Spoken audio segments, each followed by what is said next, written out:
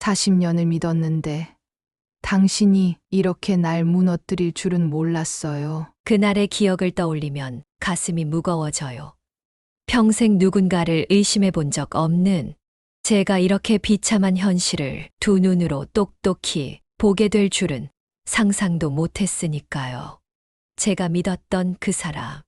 당신도 내 옆에서 항상 미소 지으며 날 지켜주겠다고 약속했던 그 사람이었는데 남편과 저는 40년 동안 한 집에서 살았고 모든 것을 함께 했어요.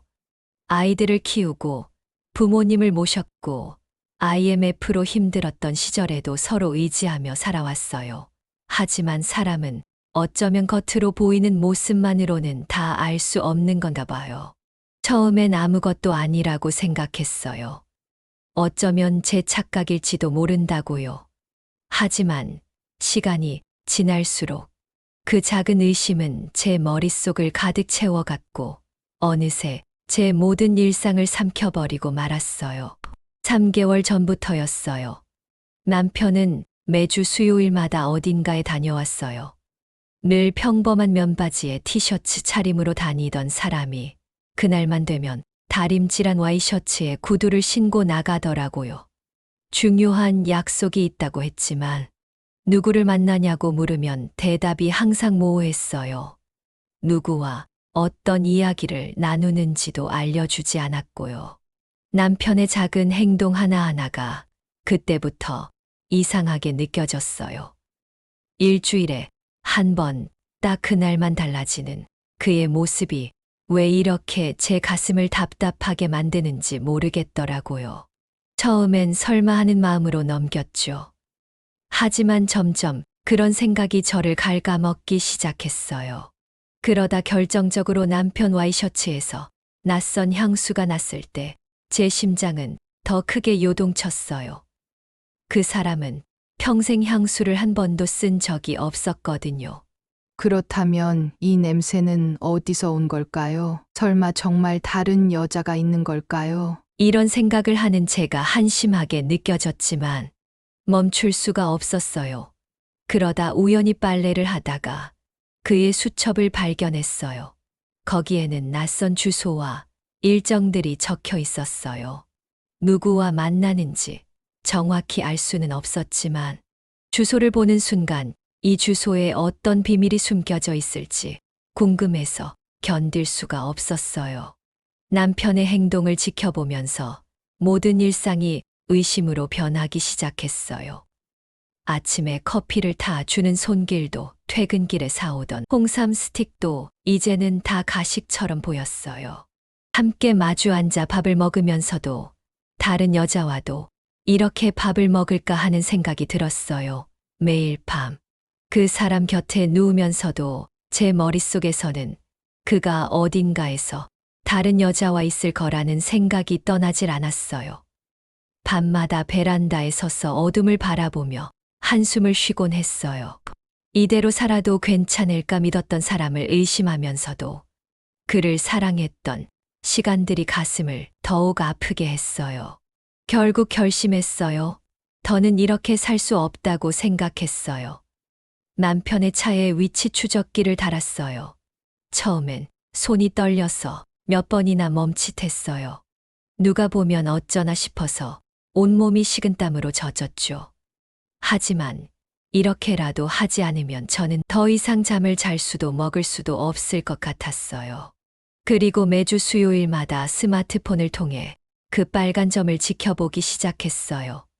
신도림에서 강남으로, 강남에서 대치동으로 늘 같은 패턴이었고 같은 아파트 단지에서 그 점이 멈췄어요. 도대체 그곳에서 무슨 일이 벌어지고 있는 걸까요? 그렇게 한 달을 보냈어요. 한 달 동안 빨간 점은 단 한 번도 어긋난 적이 없었어요. 이제는 더 이상 기다릴 수 없었어요. 직접 확인해야만 했어요. 그래서 저는 남편을 따라가기로 결심했어요. 그날은 아침부터 평소와는 다른 긴장감이 감돌았어요. 남편은 언제나처럼 와이셔츠를 다림질해 달라고 말했지만 저는 이미 그의 행동 하나하나를 주의 깊게 지켜보고 있었죠. 그의 목소리 톤, 표정, 작은 행동까지도 모든 것이 예민하게 다가왔어요. 그리고 저는 속으로 결심했어요. 오늘은 반드시 당신의 비밀을 밝혀내고 말겠다고요. 남편이 집을 나선 시간은 평소와 다름없이 오후 2시였어요. 그의 차가 주차장을 빠져나가는 모습을 보면서 저는 서둘러 준비를 했어요. 선글라스를 쓰고 모자를 눌러쓰고 남편 차 뒤를 조심스럽게 따라갔어요. 가슴은 마치 터질 것처럼 뛰고 손에는 식은땀이 맺혔어요. 남편의 차는 언제나처럼 신도림을 지나 강남으로 갔고 마지막엔 대치동의 익숙한 아파트 단지로 들어갔어요. 저는 그곳에서 남편이 내리는 모습을 보면서도 한동안 차 안에서 움직일 수가 없었어요. 그 순간만큼은 차 문을 열 용기가 나질 않았어요. 남편은 아파트 후문으로 사라졌고 저는 차를 조심스럽게 주차했어요. 손에 든 핸드폰 화면에서는 여전히 그 빨간 점이 아파트 단지 안에 멈춰 있었어요. 저는 천천히 차에서 내려 그의 뒤를 따라가려 했지만 발걸음이 쉽게 떨어지지 않았어요. 한 발 내디딜 때마다 제 심장이 2배로 뛰었어요. 지금 내가 뭘 하고 있는 걸까? 정말 이게 맞는 걸까? 여러 가지 생각이 동시에 머리를 스쳤지만 한 가지는 확실했어요. 오늘 이 순간을 지나지 않으면 저는 평생 이 의심 속에서 살아가야 할 거라고요. 아파트 입구에 도착했을 때 저는 후문을 통해 들어가는 남편의 뒷모습을 멀리서 지켜봤어요. 주머니에 손을 넣고 여유롭게 걸어가는 그의 모습이 너무도 평범하게 느껴졌지만 저는 그 평범함이 더 가증스럽게 느껴졌어요. 차분해 보이는 그의 발걸음이 마치 제 가슴을 조이는 밧줄처럼 느껴졌어요. 그렇게 몇 분이 흘렀고 저는 점점 더 그를 놓치고 싶지 않다는 생각에 발걸음을 서둘렀어요. 아파트 단지 안으로 들어서자 주변은 고요했어요. 사람들의 발자국 소리와 아이들이 뛰노는 소리가 들릴 법했지만 저에겐 아무 소리도 들리지 않았어요. 마치 그 공간에서 저만 고립된 듯한 느낌이었죠. 저는 손에 든 핸드폰을 보며 위치를 따라 움직였어요. 남편은 한 동의 엘리베이터를 타고 올라갔고 저는 그 엘리베이터 앞에서 멈춰 서서 숨을 고르며 가슴을 진정시키려고 했어요. 그 순간 엘리베이터가 멈춘 층을 확인했고 저는 계단을 통해 그 층으로 올라갔어요. 발소리가 날까봐 조심스럽게 움직였지만 내내 발이 떨렸어요. 그리고 드디어 한 문 앞에서 멈춰 섰어요. 남편이 들어간 문이었어요. 문틈으로는 아무 소리도 들리지 않았지만 저는 이곳에 들어가면 모든 진실을 알게 될 거라는 걸 직감적으로 느꼈어요. 하지만 그 문을 두드릴 용기가 쉽사리 나질 않았어요. 제가 직접 그 문을 두드린다면 도대체 어떤 진실이 저를 기다리고 있을까요? 그렇게 한참 동안 문 앞에서 망설이다가 결국 초인종을 누르지 못한 채 뒤로 물러섰어요.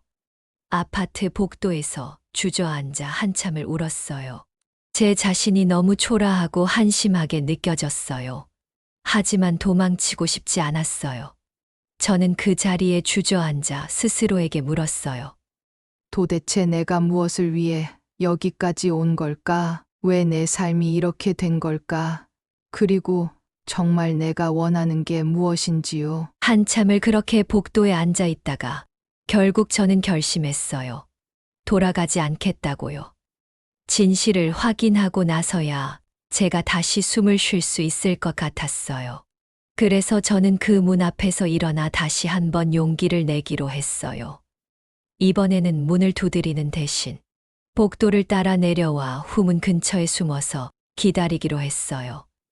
남편이 언제 나올지 모르지만 그를 기다리면서라도 이 상황의 끝을 마주하겠다고 결심했어요. 시간이 얼마나 지났는지 몰랐어요. 해가 점점 기울고 주위가 어두워졌을 때쯤 드디어 남편이 그 문을 열고 나오는 모습을 봤어요. 저는 그의 바로 앞에서 그를 막아섰어요. 당신 여기서 뭐 하는 거야? 어떤 년이랑 놀아나는 거냐고 대답해. 그 말이 제 입에서 튀어나오자마자 저도 모르게 눈물이 흘러내렸어요. 남편은 처음엔 당황한 듯 했지만 곧 차분한 목소리로 저를 바라보며 물었어요. 여기가 어디라고 따라와 당신 미쳤어. 지금 뭐 하는 짓이야? 저는 대답할 틈도 없이 감정이 폭발해 버렸어요. 뭐라고? 지금 나한테 미쳤냐고? 당신 말 다 했어? 지금 여기서 누구랑 있었는지 대답하라고. 당신 도대체 나를 뭘로 보고 이렇게 날 속인 거예요? 남편의 얼굴에는 놀라움과 분노가 동시에 떠올랐지만 저는 그를 밀어붙이듯 소리를 질렀어요. 그리고 그 순간 제가 예상치 못한 일이 벌어졌어요. 그 문이 다시 열렸고 한 할머니가 문 밖으로 나왔어요. 나직한 목소리로 아들아, 또 왔구나. 하며 남편을 반기는 모습에 저는 그만 멈춰버리고 말았어요.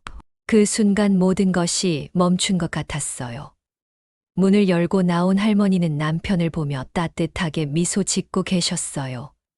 아들아, 밥은 먹었니? 밥 먹고 가. 할머니의 떨리는 목소리에 제 심장이 철렁 내려앉았어요.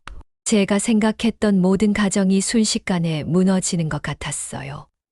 그 할머니는 치매 증상이 있는 듯 보였고 남편을 자기 아들이라고 부르고 있었어요.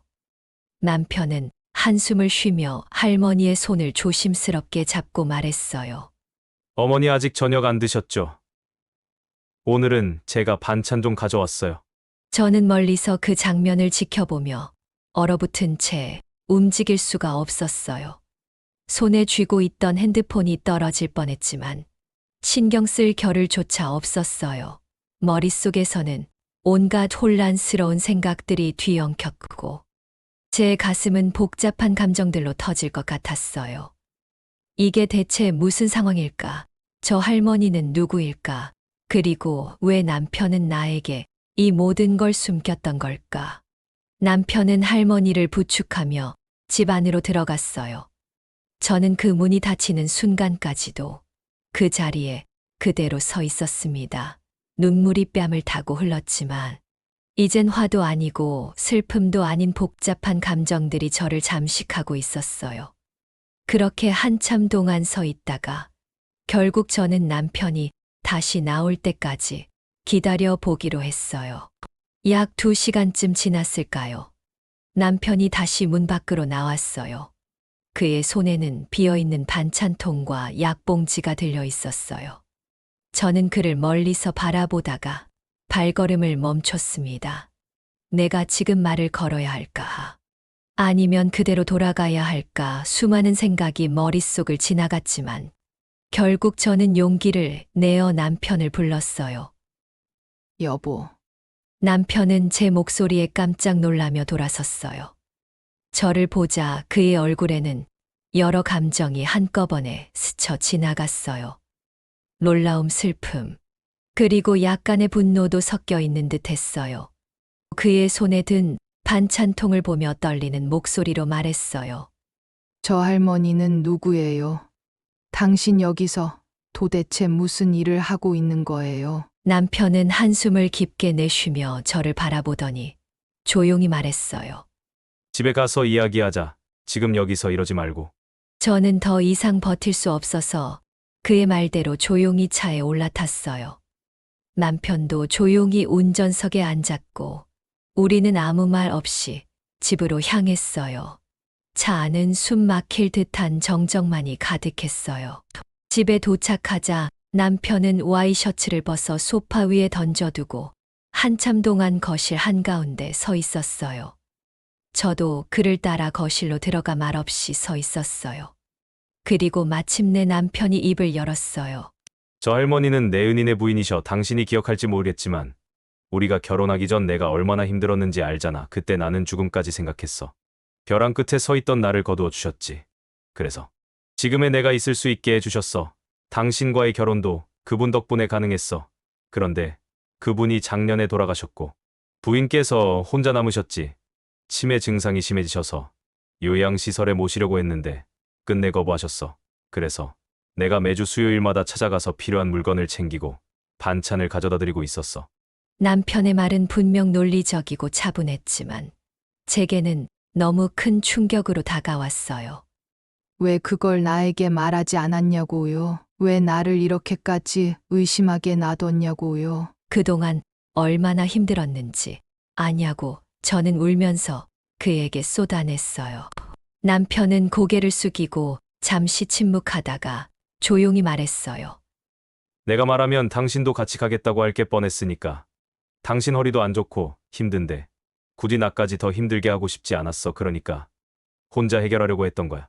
그 말을 들은 순간 저는 너무나 미안하고 죄책감이 몰려왔어요. 내가 당신을 그렇게 의심할 사람이 아니었는데, 내가 당신을 믿었어야 했는데, 그런 생각이 저를 더욱 괴롭혔어요.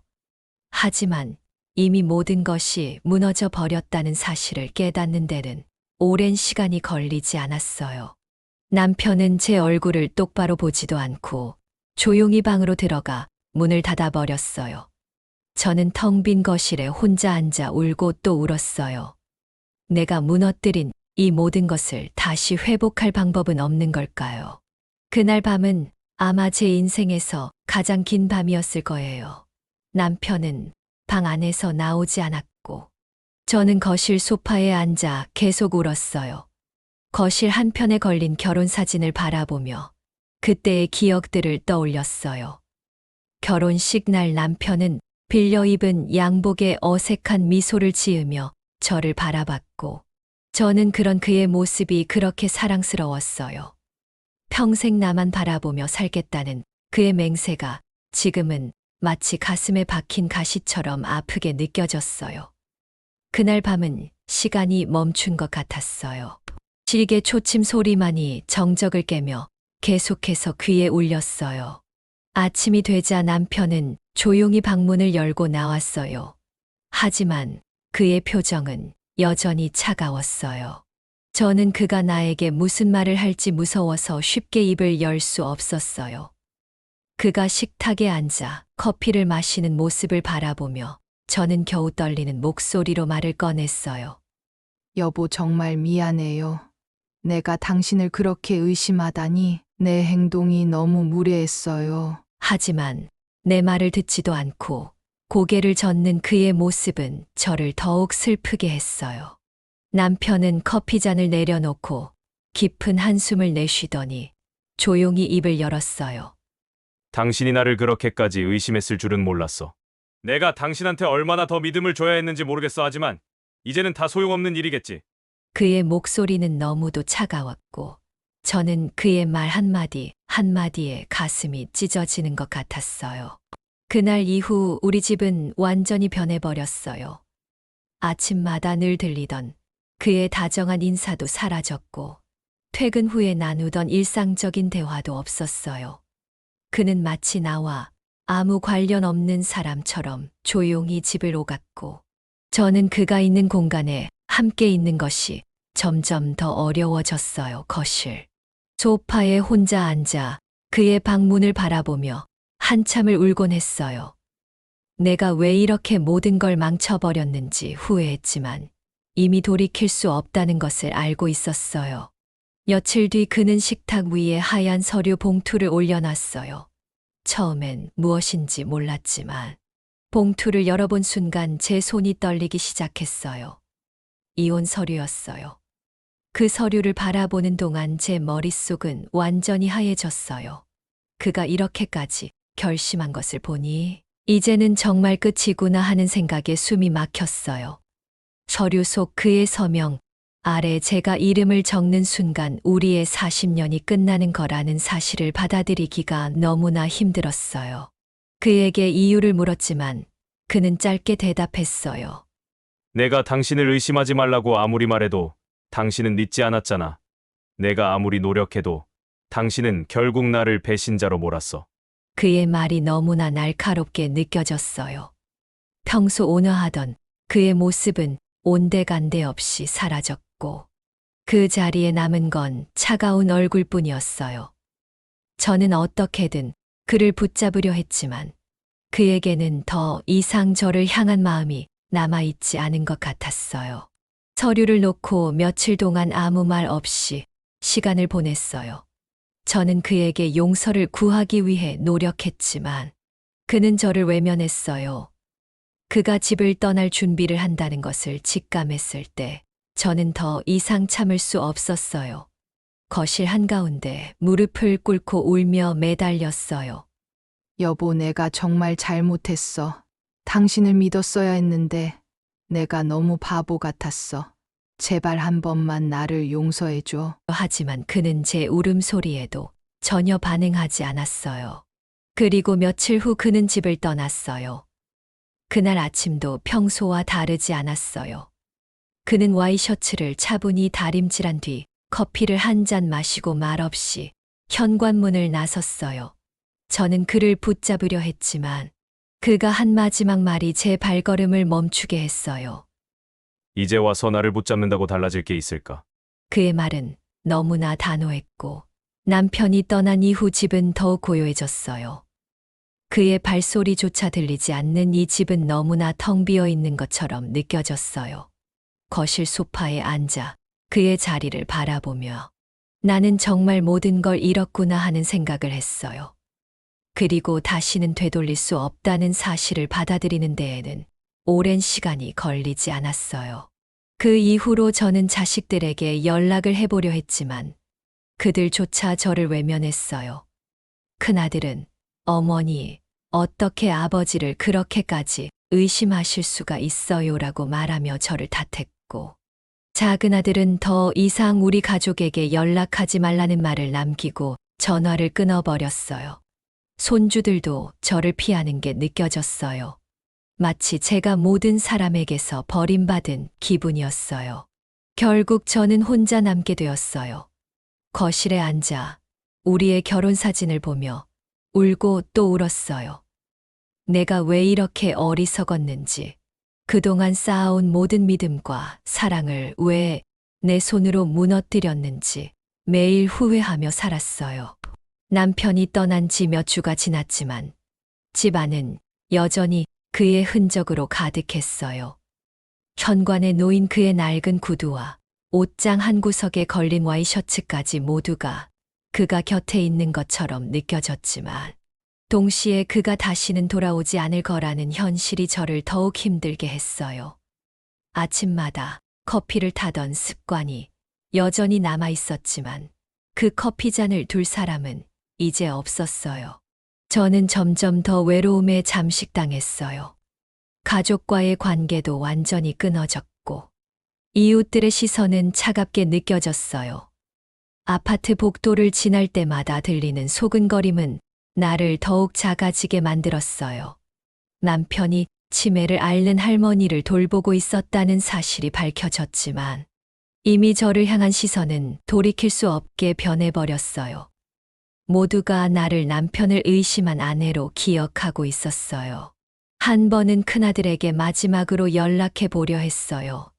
통화 버튼을 누른 뒤 울리는 신호음이 마치 가슴을 때리는 것처럼 느껴졌어요. 하지만 그가 전화를 받지 않았을 때 저는 더 이상 그에게 연락을 시도하지 않기로 결심했어요.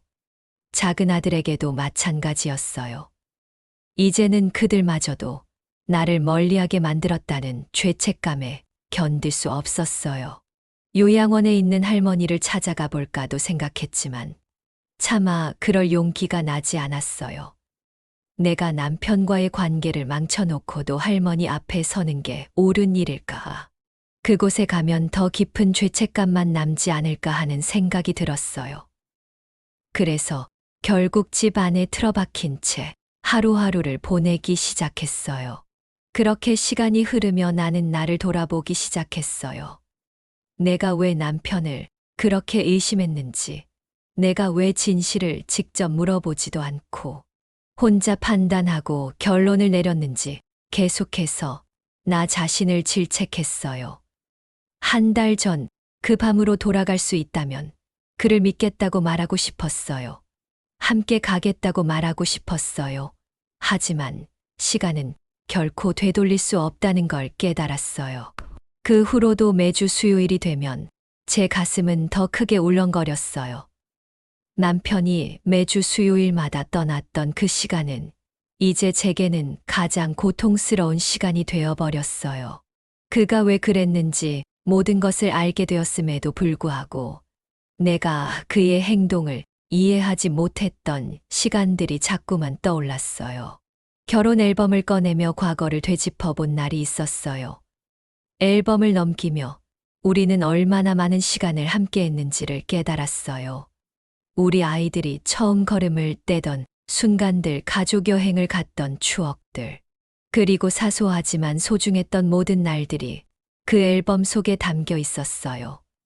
하지만 이제는 그 모든 순간들이 현실이 아니라는 사실이 너무 아프게 다가왔어요. 어느 날 아파트 관리 사무소에서 우편물이 왔어요. 그 안에는 남편이 남긴 마지막 메모가 들어 있었어요. 메모 속에는 이런 말이 적혀 있었어요. 이제는 서로를 위해 놓아줍시다, 여보. 그동안 고마웠어요. 그리고 미안합니다. 그 글씨를 읽는 순간 저는 또다시 눈물을 참을 수 없었어요. 그가 떠났음에도 불구하고 여전히 저를 걱정하고 있었다는 사실에 더욱 가슴이 아팠어요. 다시 한번 스스로에게 질문했어요. 나는 왜 그를 믿지 못했을까? 그날 이후 저는 집을 정리하기로 마음먹었어요. 그의 흔적이 가득한 집을 정리하며 우리는 정말 끝났다는 걸 받아들여야 했어요. 그가 할머니를 찾아갔던 날들을 떠올렸어요. 그렇게 하나씩 그의 물건들을 정리하면서 저는 그와의 기억을 떠나보내기로 했어요. 집을 정리하는 동안 저는 결혼 앨범 마지막 페이지에서 그의 손글씨를 발견했어요. 그 글씨에는 이렇게 적혀 있었어요. 당신은 나에게 가장 소중한 사람이었어요. 그것을 잊지 말아줘. 그 글씨를 읽고 저는 한참 동안 앨범을 끌어안고 울었어요. 이제는 그가 없다는 사실을 받아들이면서도 그의 사랑이 여전히 제 안에 남아있다는 것을 깨달았어요. 결국 저는 혼자가 되었지만 그의 사랑과 함께했던 시간들만큼은 영원히 제 안에 남아있을 거라는 걸 믿고 싶었어요. 그래서 저는 그와의 추억을 소중히 간직하며 남은 날들을 살아가기로 결심했어요. 그렇게 남편과의 추억을 정리하고 나니 마음 한편이 조금은 가벼워진 것 같았어요. 하지만 텅 빈 집에 혼자 있는 시간이 길어질수록 외로움은 제 삶을 집어삼키기 시작했어요. 거실 창문 너머로 비치는 햇살은 따뜻했지만 제 마음은 여전히 차가웠어요.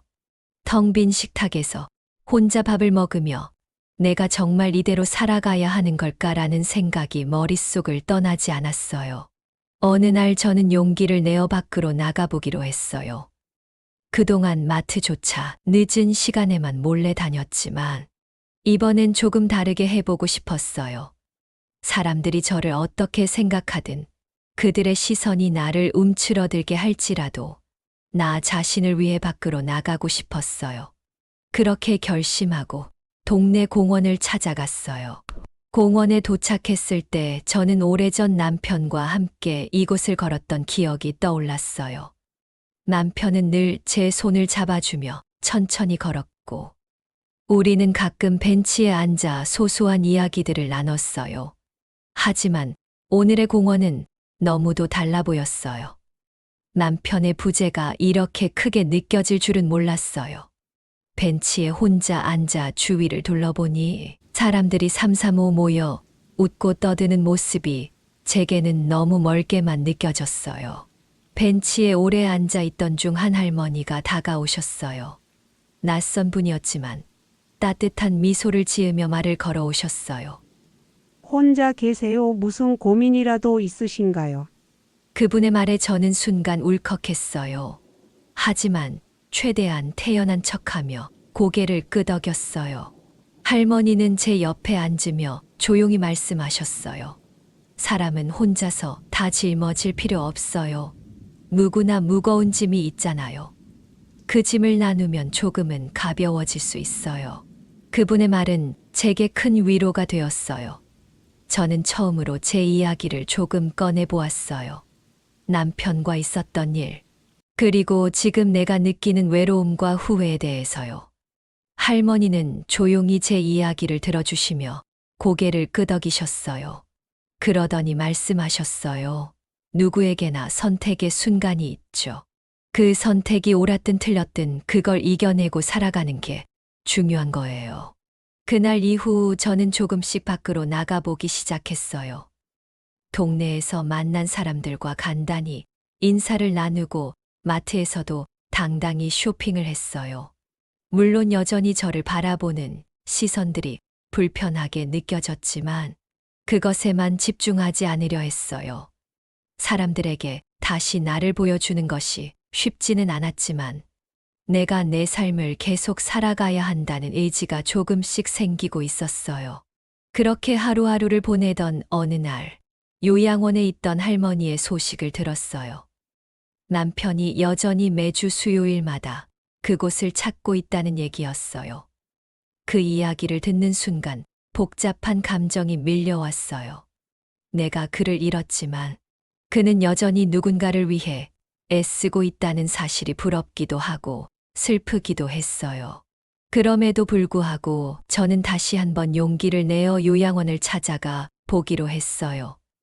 남편을 직접 보려는 건 아니었어요. 그저 할머니를 만나고 싶었어요. 그녀가 어떤 분인지 알고 싶었고, 남편이 그토록 지키고자 했던 약속이 무엇인지 느껴보고 싶었어요.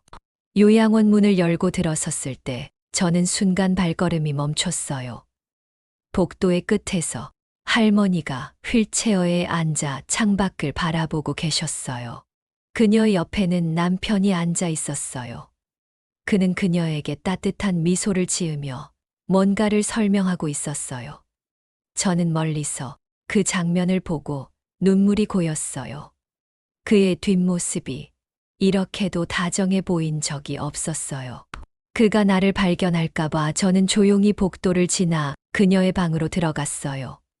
방 안에는 그녀의 남편과 함께 찍은 사진이 놓여 있었고, 벽에는 그녀가 젊었을 때 입었던 드레스 사진도 있었어요. 그녀가 얼마나 사랑받으며 살았는지를 보여주는 것들이었어요. 그 순간 남편이 그녀에게 왜 그렇게 헌신했는지 조금은 이해할 수 있을 것 같았어요. 요양원 방문을 마치고 돌아오는 길, 저는 더 이상 남편을 원망하지 않기로 마음먹었어요. 그의 선택은 옳았고 그 선택을 제가 의심했던 게 잘못이었어요. 이제는 그를 놓아주고 제 삶을 새롭게 시작해야겠다고 생각했어요. 그와의 추억을 소중히 간직하면서도 앞으로 나아가기 위한 첫걸음이었어요. 이제는 남편이 없는 삶을 살아가야 하니까요.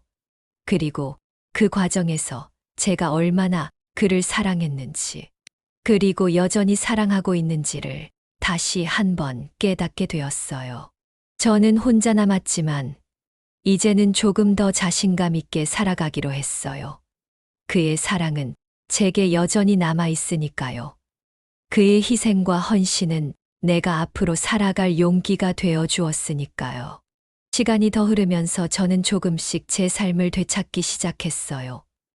물론 남편이 없는 빈자리가 여전히 크고 주변 사람들의 시선이 완전히 사라진 것도 아니었지만 그런 것들에 사로잡히기보다는 제게 남은 시간과 기회를 어떻게 사용할지 고민하기로 했어요.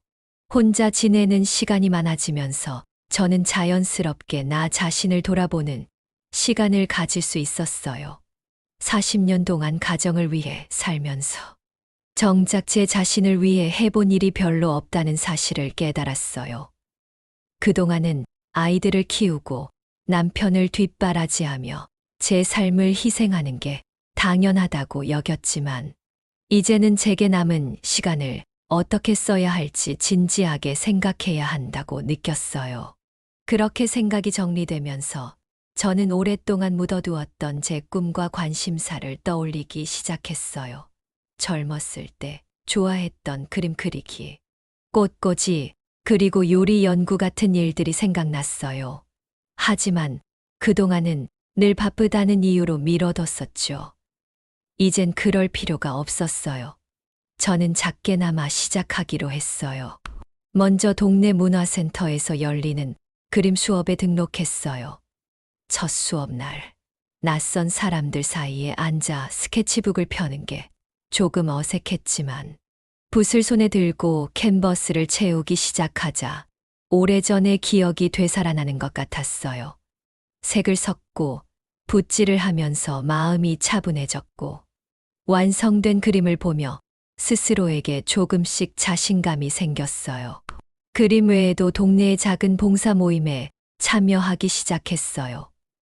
혼자 있는 시간에 다른 사람들과 어울려 무언가를 함께 한다는 것이 처음엔 어색했지만 곧 저는 그 속에서 제 자리를 찾아갔어요. 특히 요양원에서 치매 어르신들을 돕는 활동은 제게 큰 의미로 다가왔어요.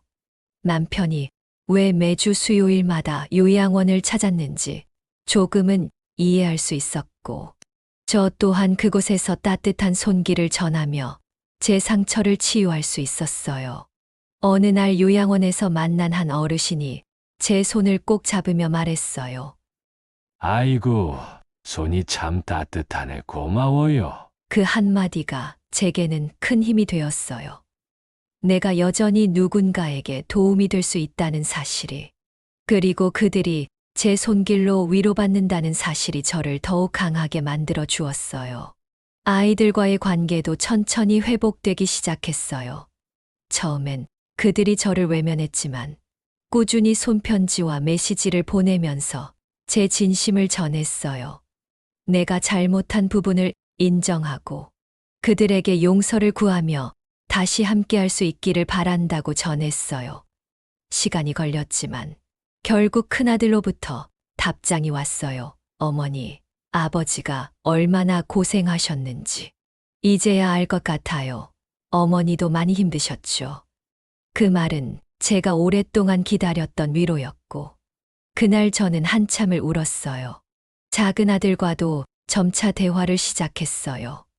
그는 여전히 냉랭한 태도를 보였지만 제가 진심을 담아 다가가자 조금씩 마음을 열기 시작했어요. 손주들에게도 작은 선물을 보내고 편지를 쓰며 그들과도 관계를 이어가려 노력했어요. 시간이 필요했지만 저는 포기하지 않았어요. 결국 손주들로부터 할머니 보고 싶어요 라는 메시지를 받았을 때 저는 그동안의 모든 노력이 헛되지 않았음을 느꼈어요. 남편과의 관계는 여전히 복잡한 감정으로 남아 있었지만 이제는 그를 원망하지 않기로 했어요. 그의 마지막 선택이 옳았다는 것을 인정했고 그림을 그리며 봉사활동을 하며 가족들과 관계를 회복하며 저는 조금씩 새로운 삶을 만들어갔어요. 물론 모든 것이 완벽하지는 않았지만 그동안의 상처를 딛고 일어나려고 노력하는 제 자신이 대견하게 느껴졌어요. 어느 날 봉사활동을 마치고 돌아오는 길, 문득 하늘을 올려다보니 구름 사이로 따뜻한 햇빛이 비치고 있었어요. 저는 그 순간 속으로 이렇게 말했어요. 여보, 나 잘하고 있지? 당신이 보았더라면 당신도 흐뭇하게 웃어줬을 거야. 그렇게 저는 그와의 추억을 가슴에 품고 앞으로 나아갈 힘을 얻었어요. 이제는 제 삶에 대해 스스로 선택하고 스스로 책임지며 살아가고 있어요. 때로는 여전히 외롭고 슬플 때도 있지만 그럴 때마다 저는 제가 이뤄온 것들을 떠올리며 다시 마음을 다잡아요. 남편과 함께했던 40년은 절대 헛되지 않았어요. 그것은 지금의 나를 만들어준 소중한 시간들이었어요.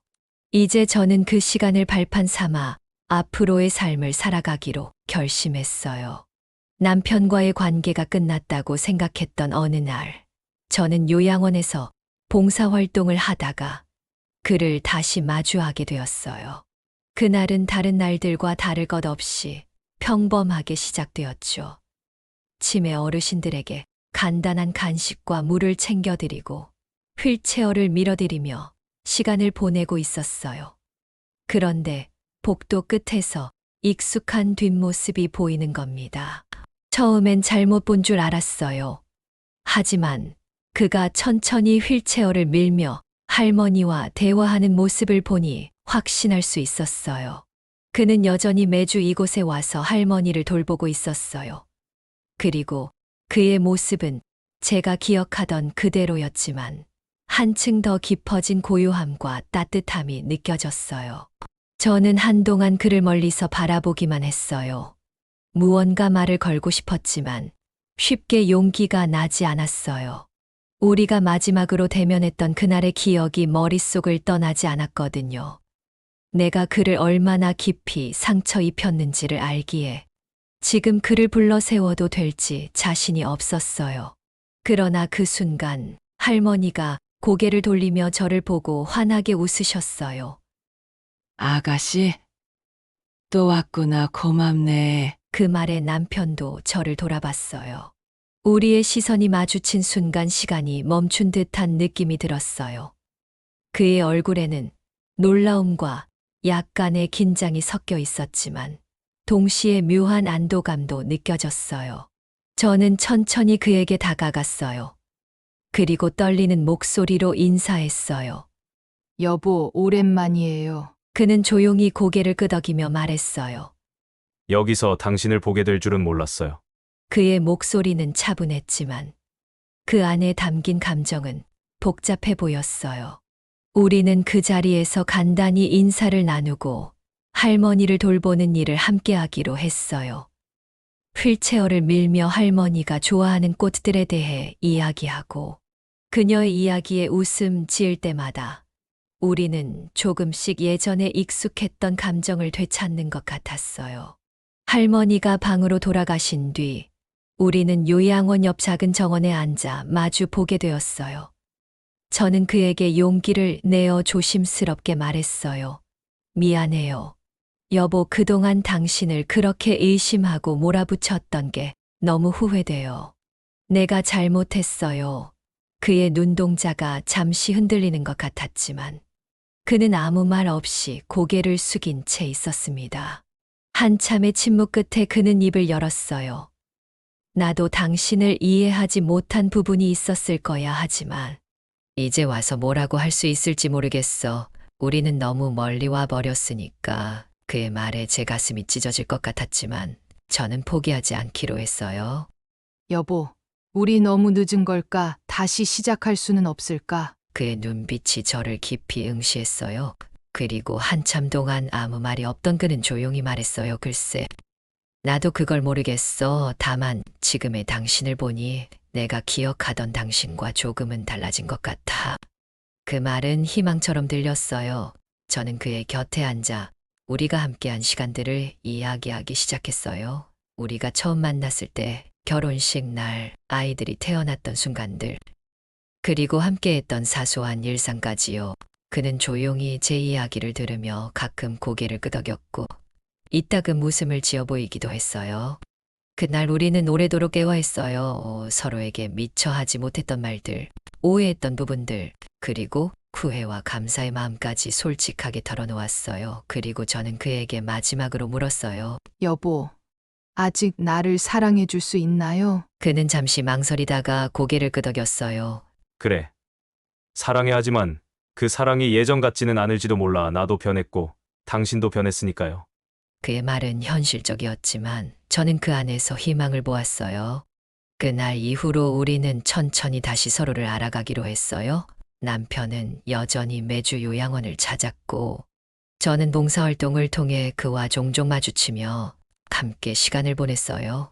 우리가 함께했던 모든 상처와 후회를 딛고 조금씩 서로를 회복시켜 나갔어요. 어느 날 그는 요양원에서 나온 뒤 저를 데리고 동네의 작은 찻집에 갔어요. 우리가 처음 데이트했던 곳과 비슷한 분위기의 찻집이었어요. 그는 저를 바라보며 조용히 말했어요. 여보, 우리에게 시간이 더 필요하겠지만 이대로 멈추지는 말자. 나도 당신도 서로에게 노력할 준비가 되어 있다면 천천히 해보자. 그의 말에 저는 눈물이 고였어요. 그리고 고개를 끄덕이며 대답했어. 그래요. 천천히 다시 해봐요. 사랑해요, 여보. 우리는 그렇게 새로운 시작을 약속했어요. 물론 그 길이 쉽지는 않을 거라는 것을 알고 있었지만 함께 다시 걸어가겠다는 그 다짐 하나로 충분했어요. 이제 우리는 다시 신뢰와 사랑을 쌓아가며 서로에게 조금씩 다가가고 있었어요. 우리의 이야기는 아직 끝나지 않았어요. 단지 새로운 장을 열었을 뿐이에요. 사람은 살아가며 누구나 한 번쯤 큰 의심과 갈등 속에 휘말릴 수 있습니다. 제가 겪었던 이야기는 사랑과 신뢰, 그리고 후회의 무게가 얼마나 큰지 깨닫게 해준 여정이었습니다. 40년을 함께 살아온 남편을 의심하며 제 마음속에 쌓인 불안과 두려움은 결국 제 자신을 갉아먹었고 우리가 함께 쌓아온 모든 것을 한순간에 무너뜨리고 말았습니다. 남편이 매주 요양원을 찾아 치매를 앓는 은인의 부인을 돌본다는 사실을 알게 되었을 때 저는 제 어리석음을 뼈저리게 깨달았습니다. 그가 품고 있었던 책임감과 사랑은 제가 알지 못했던 또 다른 헌신의 모습이었어요. 저는 그를 의심한 대가로 모든 것을 잃었고 오랜 시간 후회와 외로움 속에서 살아야 했습니다. 하지만 삶은 한 가지 교훈을 주었습니다. 진정한 사랑은 때로는 용서를 통해 다시 피어날 수 있다는 것입니다. 용기를 내어 남편을 다시 만났을 때 우리는 서로에게 했던 잘못을 마주하고 그것을 인정하며 천천히 회복해 나갔습니다. 그 과정은 쉽지 않았지만 우리의 마음속에는 여전히 서로를 사랑했던 기억이 남아 있었고 그것이 새로운 시작의 불씨가 되어 주었습니다. 이 이야기를 통해 저는 몇 가지 중요한 교훈을 깨달았습니다. 40년간 쌓아온 신뢰가 깨지는 데는 단 몇 가지 의심만으로도 충분했습니다. 하지만 신뢰는 단순히 의심하지 않는 것이 아니라 대화를 통해 서로를 이해하려는 노력에서 비롯됩니다. 사랑하는 사람을 의심하기 전에 먼저 이야기를 들어보는 것이 얼마나 중요한지 배웠습니다. 사랑은 때때로 상처를 주고받는 과정이기도 합니다. 중요한 것은 그 상처를 덮어두는 것이 아니라 서로의 마음을 다시 마주하며 치유하려는 노력이 필요하다는 것입니다. 저와 남편은 우리의 잘못을 인정하며 천천히 서로에게 다가섰고 그것이 관계 회복의 시작이었습니다. 후회는 우리를 무너뜨리기도 하지만 올바른 방향으로 나아가게 만드는 힘이 되기도 합니다. 저는 남편과의 관계 속에서 느낀 후회를 통해 저 자신을 돌아보고 다시는 같은 실수를 반복하지 않겠다고